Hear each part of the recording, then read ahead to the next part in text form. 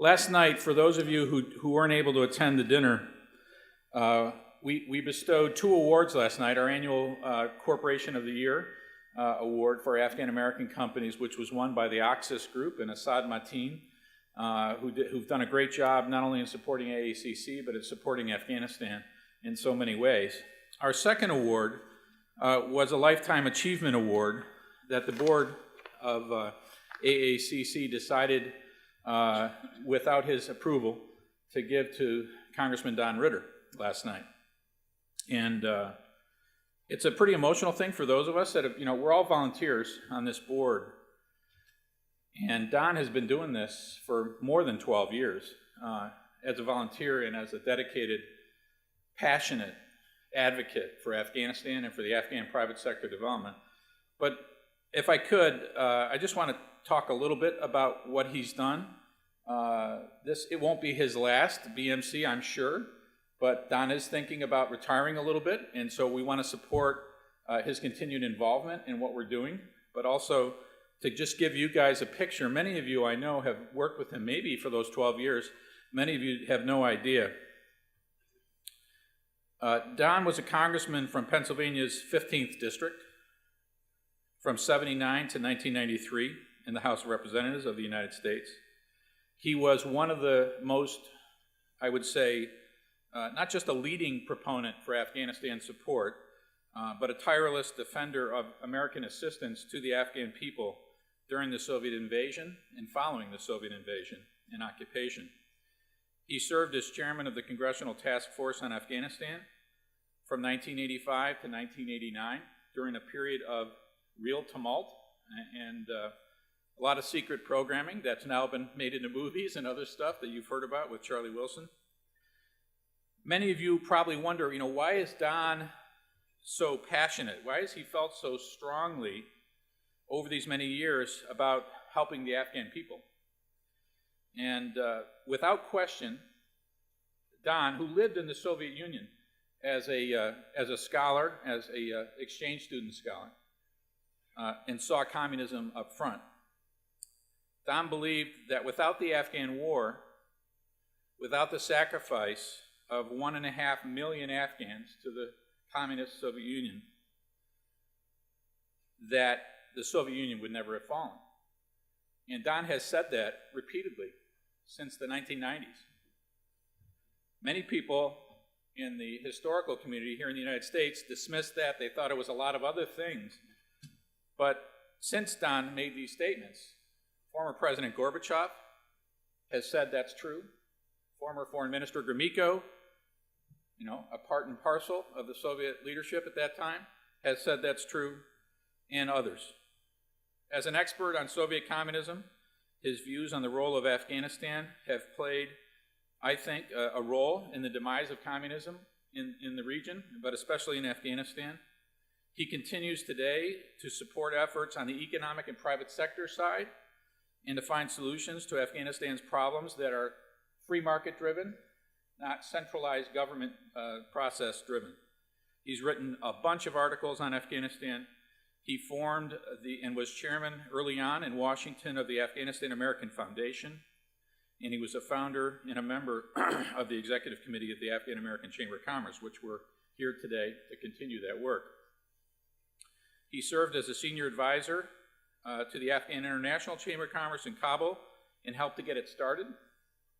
In the early development years from 2004 and 2005, he did a lot of that work under a grant from USAID, which he thanks AID for every single time we meet.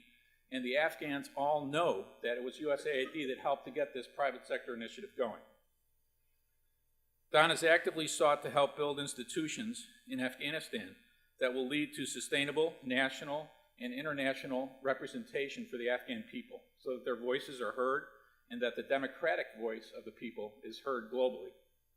A big change from the past. He also wears the hat of a businessman. He's been an investor in Afghanistan, as he told us last night about his dry cleaning business, which I continue to find fascinating. There's not a lot of American congressmen that decide to go to the less developed world to open dry cleaning businesses, let me tell you. And the fact that he did it and did it successfully is great. He really walks the walk, he talks the talk about the free market, about private sector-led capitalism, And really that's why the AACC is here today, is because of his early dedication and work and his partnership with now Suleiman Lutfi, our board chairman, who's the next generation of leadership to carry us forward. In his earlier years, he was an engineering doctorate candidate and graduate from MIT, which a lot of people are blown away. He's an MIT doctorate candidate, wow. He was a National Academy of Sciences postdoctoral exchange fellow, as I said, in the Soviet Union from 66 to 67. He speaks fluent Russian, as you saw at our dinner last night. He slipped into Russian Pashtun by accident, which is okay. It's okay, we get it, no problem. He has worked with Lehigh University. He's been a consultant to U.S. and Afghan companies and industry representatives for many, many years. And since 2002, he has worked full-time as a volunteer, mostly volunteer when he's not consulting, volunteer for this organization and helping to build a private sector enterprise in Afghanistan. So I just want to, before you come up and kick us all off this morning, on behalf of all of us, last night I said, Charlie Wilson got a movie with Julia Roberts.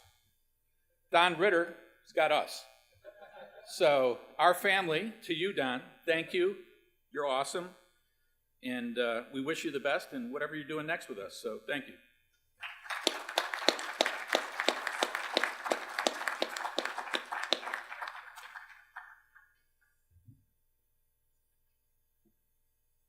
Wow. My mother would have loved it. My father wouldn't have believed it. Hey, good to have you guys here today. Again, Jeff talked about the difference between Afghan time and U.S. time. So we got a pretty good group here. It was about twice as large yesterday. Let me just say that those of you who know Afghanistan, who are from Afghanistan, know Hakim's Modern Dry Cleaning. In the early 2000s, found, because the dust in the summer, the mud in the winter, and at those times, the roads in Kabul were mostly not paved, and it was like, you needed a tracked vehicle to go on some of them, and so I decided we needed to bring dry cleaning and a good laundry to the Afghan people. So I found Hakim Farani. He's the Farani Abbas family. Many of you know Hakim and his wife is an Abbas, and the former ambassador to Japan, the former Minister of Health, Minister Fatimi.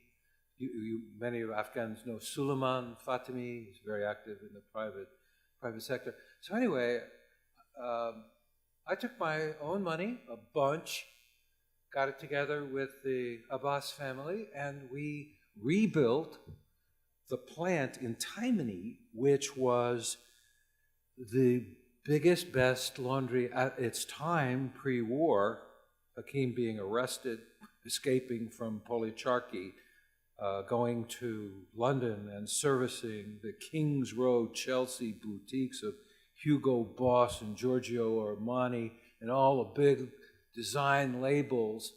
And Mina Sherzoy, I think, is very much connected to that family. And so anyway, we got together and we pooled our resources and we bought equipment, the latest modern plant equipment from Italy, from India. And in 2004, we opened for business. And we had up to 25 pickup and drop-off stores where the people would bring their laundry, and then the laundry would be trucked into the plant at Taimani. And we did a great business. We eventually sold it in, we sell it around 2010, 2011, to a barefoot Kandahari for cash. And the rest is history. Hakim still serves as general manager. That's his thing. he brought to and this is, I think, an instructive point. He brought to Afghanistan quality. Talk about the control of quality. A kind of Kings Road, Chelsea boutique quality that is exemplary for what can happen, and also how valuable the Afghan diaspora is. The secret weapon, I was talking with Bill earlier, the secret weapon of Afghanistan, for Afghanistan, is the Afghan diaspora, and combined with the younger generation, oh boy, of a little piece. And maybe we can get some with this new administration. They deal with Pakistan appropriately, who knows? But with a little piece and a different perception of what's happening in Afghanistan, as people were talking the other day, it's all about bombs going off. No, it's not. Kabir's presentation, Deputy Minister Hakcho's presentation, shows the tremendous potential. So we're optimistic. AACC is optimistic. And we just have to hang in there until that more peaceful situation takes hold. With that more peaceful situation, we're going to get better governance. Because in an embattled situation, governance suffers. So that's my thoughts about the future. But beyond that, I wanted to thank my colleagues, Suleiman, so much work, my God. Jeff, so much work. Jeff's engagement in AACC, Jeff Grieco's engagement in AACC is absolutely crucial to the future. He brings so much skill. Jeff was a Senate-confirmed 8-year veteran of USAID. Before that, he was in the private sector. After that, he's been in the private sector. Jeff understands the U.S. government as well as anybody, and is going to provide great leadership for AACC, in that I will be stepping aside. I'll be President Emeritus or some such like that, but Jeff's going to take on my role, and I think everybody here should be very encouraged by that, because he's got dynamite skills and dynamite energy. So if I had a hat on, Jeff, I would take it off to you. Thank you. And thanks to you all, because it's been a great ride. 8 years as president and CEO is plenty, and these kind of organizations do need change. They need change at the top. Suleiman is only in there for 5, so he's got some time. And also we continue to need TriVision because they're such a great supporter of AACC. But I've been doing this prior to 2008. De facto, I was doing most of the things that I was doing afterwards. So it's been almost 15 years doing this. And we really need this kind of change. And it shows the dynamism of the organization. If you look at our board of directors, you look at Leslie Schweitzer, you look at Jim Bullion, who is here, former TFBSO, retired U.S. Army colonel. You look at Doug Brooks, the founding president of ISOA. Who else from our board is here? General Arnie Fields, Marine Corps, retired. The first original cigar special investigator for Afghanistan construction. We're so delighted to have this kind of human horsepower, because we do need it. We need it. And I'll close with the idea that we really need it now. This year is a major year of transition of U.S. government policy towards Afghanistan. It's not going to be the same. That we know. And in which direction it goes will be dependent on certainly the administration, but groups like ours can make a contribution to a positive direction, a pro-business, pro-market, pro-engagement on a commercial level that we haven't seen in U.S. policy. And also maybe a consistency in U.S. policy where we're not withdrawing our troops every time we announce an increase. And so we're looking forward to a bright future. Thank you.